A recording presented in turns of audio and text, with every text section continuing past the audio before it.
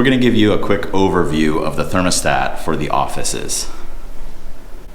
To adjust the temperature, you'll touch the screen. That'll bring up your set temperatures. If you touch the screen again, it'll bring you into the menu screen.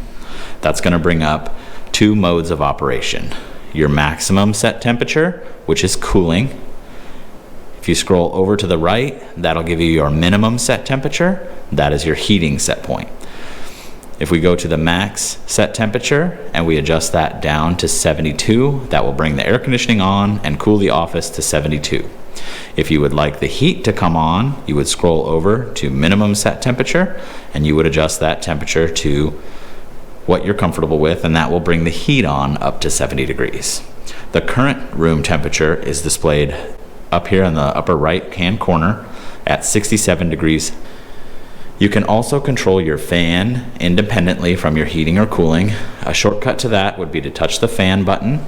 It's going to bring up the fan icon. We would recommend that you run the fan in auto mode. That's going to give you the best airflow for what the unit is doing, whether it's heating or cooling. But you can also select the fan speed manually. Another option is the vane control, or the direction of the airflow that blows out of the units. If you'd like to adjust that, you can use the up and down arrows, and the icon displays the position that the vane is in. By touching the arrows, it moves the vanes accordingly. We also would recommend the auto position for this setting. If you would like to control the thermostat in your office or conference room via Bluetooth from your smartphone,